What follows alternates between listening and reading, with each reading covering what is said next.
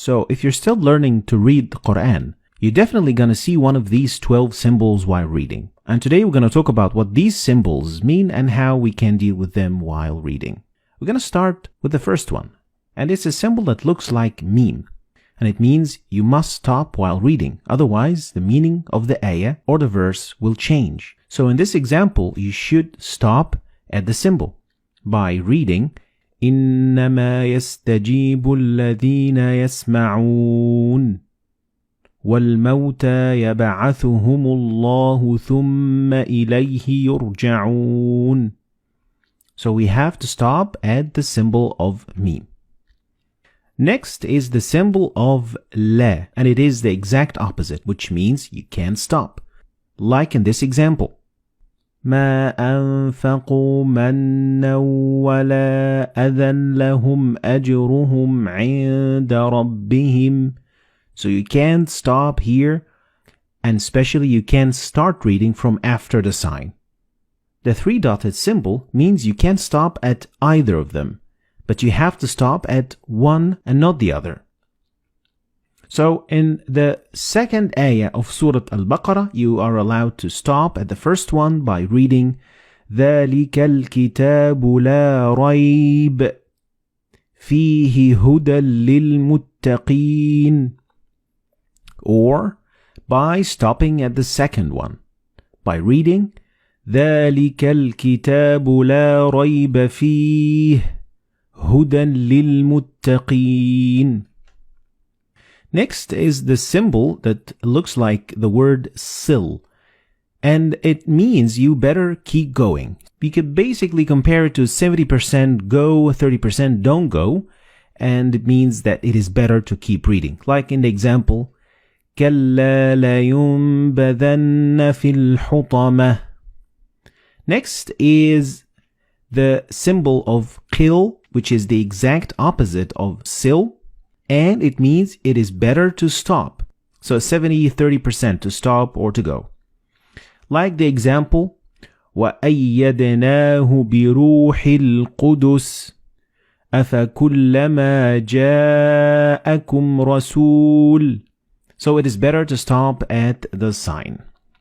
Next is the sign of Jim, and Jim gives you 50-50 percentage of going on stopping. They are equally the same. Like in the example, فَسَبِّحْ بِحَمْدِ رَبِّكَ وَاسْتَغْفِرْهِ إِنَّهُ كَانَ تَوَّابًا. Or you could just keep reading and it would be equally good. فَسَبِّحْ بِحَمْدِ رَبِّكَ وَاسْتَغْفِرْهُ إِنَّهُ كَانَ تَوَّابًا. Now let's talk about the other 6 symbols. And the first one is a symbol that means sujood or prostration. And in total there are 15 of this sign. And each time you see it and after you read the verse, you have to do sujood. So after reading the ayah, you will prostrate for God. Next, the sign that looks like meme looks a little bit different than the other meme. So make sure you can distinguish between them because they mean two different things. And this meme appears in the middle of the word. So the noon and ba, when they follow one another in the same word, you don't pronounce noon or ba, but you pronounce meme. Like in this example, you read كَلَّا لَيُنبَذَنَّ فِي الْحُطَمَةِ.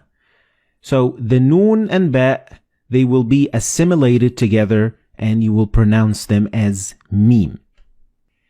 Next, this small sign that looks like alif, it is actually an alif and it is found so many times and it's used so many times in the Qur-An, and it means that this letter contains an alif of the long vowel.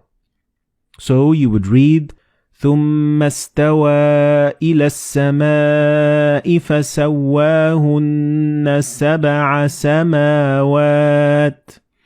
So these symbols all mean that there is an alif right there. Next, the small sin means a small or a very little pause. Doesn't mean that you're going to have to stop and take a breath. No, it means that you're going to stop very momentarily for like half a second and then continue reading. And this example shows what I'm talking about. And you should read it like that.